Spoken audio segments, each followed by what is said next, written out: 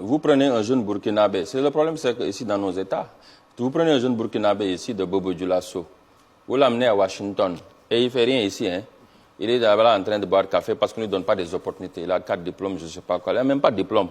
Tu l'amènes, il ne fait rien ici, tu l'amènes à Washington, à New York. Un an après, tu reviens, il va être un leader là-bas. C'est la même chose pour les jeunes Sénégalais comme moi qui a quitté Kaolack, qui n'avait même pas 100 francs là pour boire Ataya. D'accord? Je viens, je descends à Washington, je descends à New York avec $20. 8 ans là-bas, je suis le président en charge des affaires internationales du Democratic Party. Et j'introduisais le président avant qu'il parle même, le président de la République, le premier président noir. Et pourtant, au Sénégal, je n'existais même pas. Qu'est-ce que ça te dit?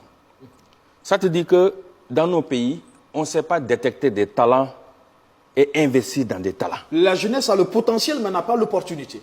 Oui, parce que ça dit que l'Africain, je le disais, ne sait pas créer des champions. Et moi, c'est ce que je veux voir dans ce pays-là, dans nos pays en Afrique. On ne sait pas créer des champions, on sait tuer des champions. L'Américain, il prend une personne qui nettoie les tables comme moi, il l'amène jusqu'à la Maison-Blanche.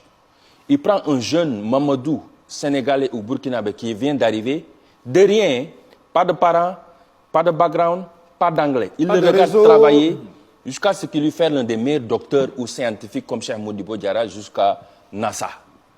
Et eux, ils utilisent ça comme success story pour montrer aux autres, ah, lui là, on peut partir de rien. C'est l'exemple de « from nothing you can be something ». L'Africain là, nous, notre problème là, on te voit partir même, tout le monde va descendre en bas. Mais il faut qu'on soit ensemble, là, au bas de l'échelle. Pas seulement soit ensemble, mais il faut qu'on accepte le talent de l'autre et de soutenir l'autre. Et que le succès ne peut pas dire que tu as marabouté quelqu'un. Par exemple, nous, pour nous, l'idée de succès là, dès que tu réussis, on te colle des choses.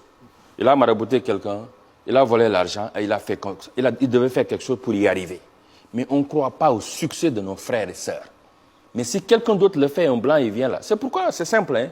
Regardez nos amis de la France, des États-Unis, du Liban, etc. Ils arrivent dans nos pays, ils ne parlent pas nos langues.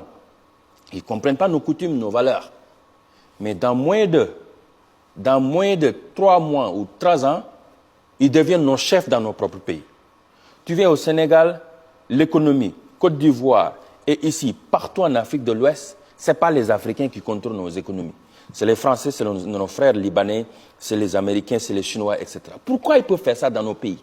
Parce que nous, on est très busy, occupés, en train de se tuer, en train de se battre entre nous, en train de se saboter. Si tu fais des choses, même si on doit accepter, on va dire, ouais, mais parce qu'il est comme ça, il est comme ça. On va tout faire pour te... Regarde, la diaspora comme nous, on retourne pour investir, on va tout faire pour nous décourager. Beaucoup de la diaspora, je connais mais très bien, hein, ils laissent tout derrière pour revenir, investir avec leurs moyens. Au lieu que les États les aident, ils essaient toujours de les décourager, de les tuer. Il y a les sont obligés de repartir. Ben, pourquoi pas? Je comprends. Beaucoup d'entre eux repartent parce qu'ils ont leur famille. Mais ils sont attachés, leur cœur est dans leur pays ici.